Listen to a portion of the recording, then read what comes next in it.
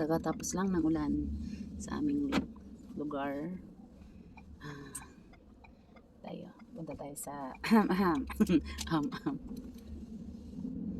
puntahan na. May titingnan kami na gazebo. Nasikanhan ng gazebo. Pipikit kami. Try natin kung magustuhan. Si Manong P, Si Manong P, asan? mamasid na naman. Nagmamasid yan. Oh, kuminit ang ulan bigla. Pagkatapos ng ulan, biglang init naman na sobra. No? Yan. Yan na.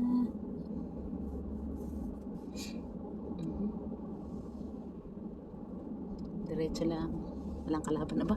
Talagang walang traffic. Sunday afternoon. Sunday 5 p.m. Ginawa na pala itong apartment. Apartment yan.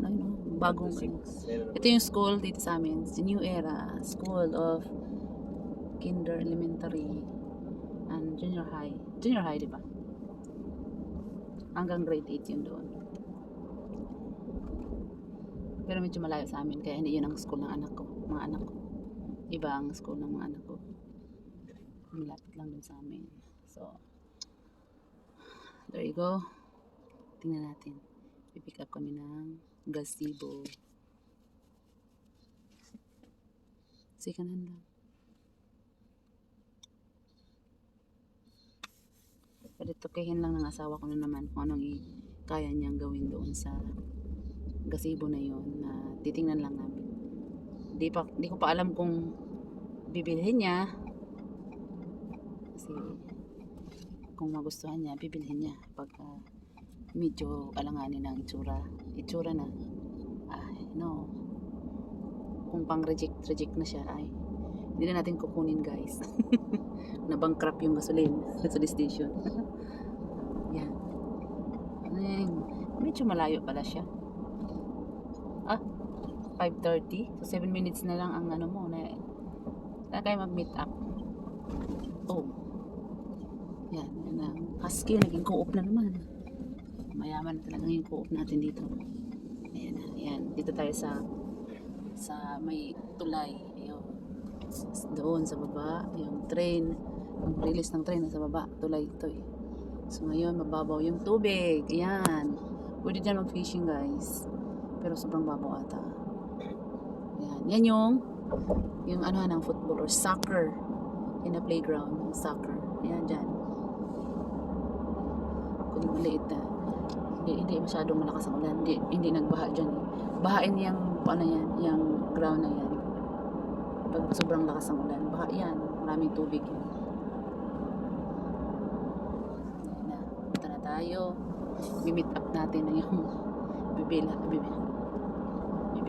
namin na gazebo. Ay, i-check pa pala namin kung pwede namin siyang bilhin.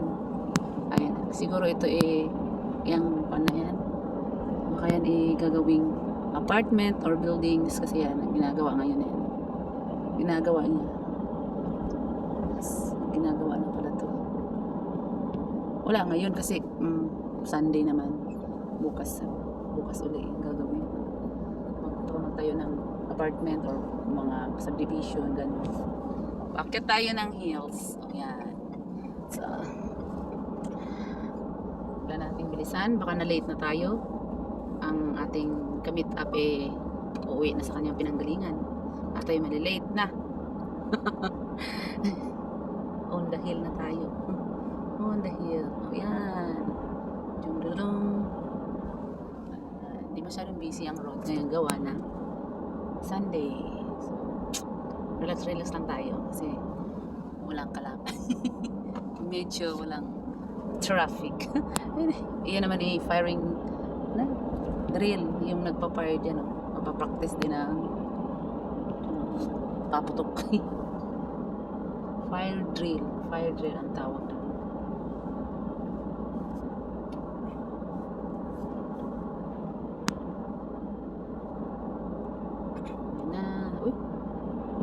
Daming bato. Tambak na bato. Baka may gagawin dyan. Hindi na alam. So, dito tayo. Dyan. Dun sa unahan, medyo maraming sasakyan na. Ay, bakit kaya?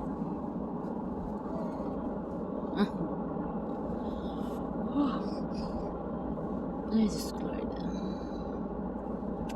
So, try namin.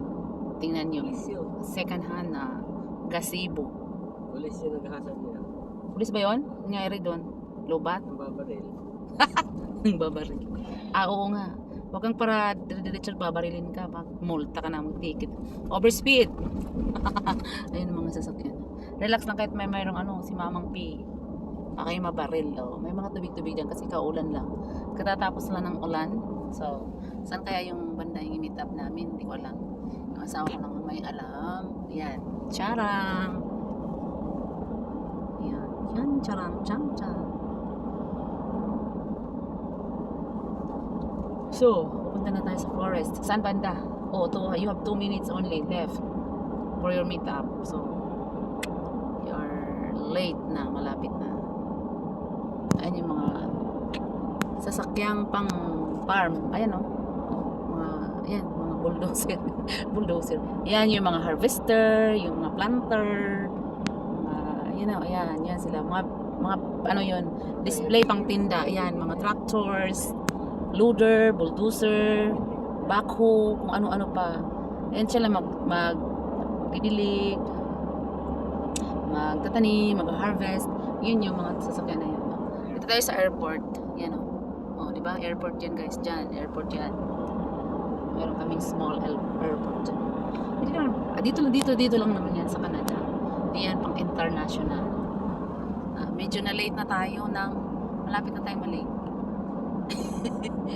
Ang linis ng daanan, walang punti lang yung sasakyan. Weekend kasi. Yan, there you go. So, yan. Ito nakaabot. So, baka umalis na yung i-meet up namin. Yan.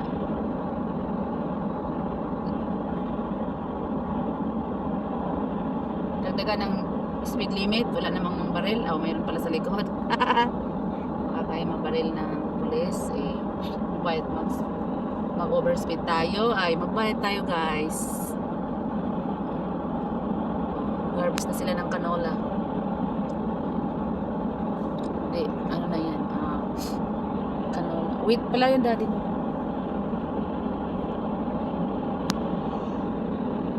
Wheat. Wow. Cereals.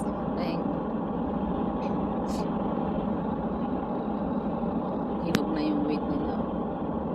Or canola plants. I don't know ano na yan. Canola plants nga yan. Hinog na.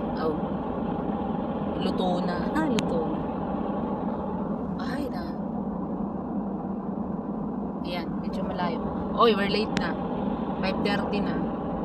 Di pa tayo nagkikita sa meet up natin. So, maybe. I don't know.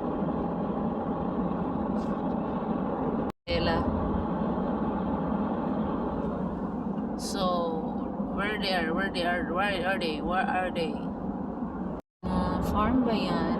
So, farm yan. Yan yung may-ari ng farm dito. Yan, lawak na farm. It's a wheat or canola I think. Canola plants. Or wheat plants. Wheat. Ang ginagawang flour or something like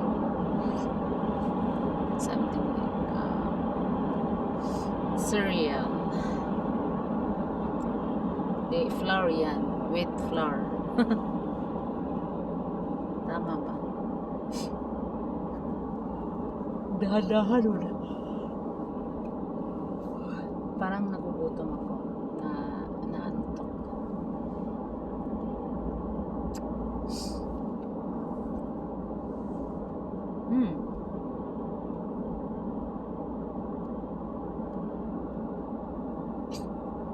Malayo pala yung meet up. Daddy, malapit na? Forest na ba ito? Forest. Asa dapit sa forest? May playground. Playground? Wala, late na ka. You are 5:33 na. Playground. May playground. School, dito yun. Playground. Oh, ayun. Ayun, yun. Yun, nakatrack. Diyos me. Ayun yung nakatrack, oh. So, medyo maraming sasakyan na. Pa city. Ayan. We're just waiting here sa may kanto. Ang i-meet up pala namin ay dito sa school. Ayan, pak. Kaya na siguro yun. Siya na ba yun? Or tayo na uuna? Or ito na ba yun? Asan yung kuwan? Ha? Asan yung gazebo niya? Nilagay niya sa kuwan? Huh? I think so. Uy, there you go. So, maybe kana. Yan ang siguro ang imimit. Nada siguro gazebo dyan. Ha? Frame lang naman. Yes, andito na yung among pinipick up. Yan.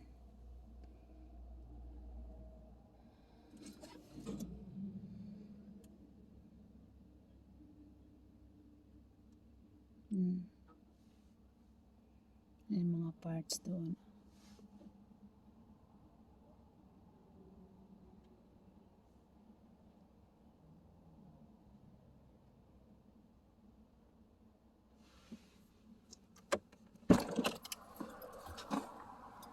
Hi!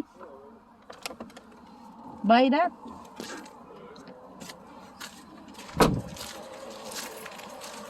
Oh.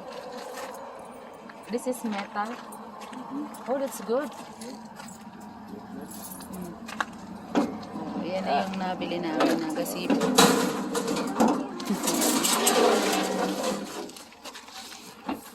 Transfer! How long is that? Yan ang nabili namin. 50. Tulungan natin ang aking asawa. Lipat natin sa amin. Ah.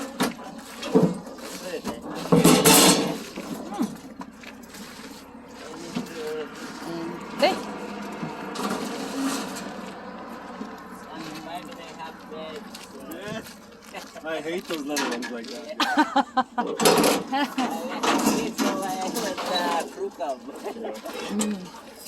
If I Ayan don't pa. have kids, I will buy the quad cab. Yeah. You want to keep it up like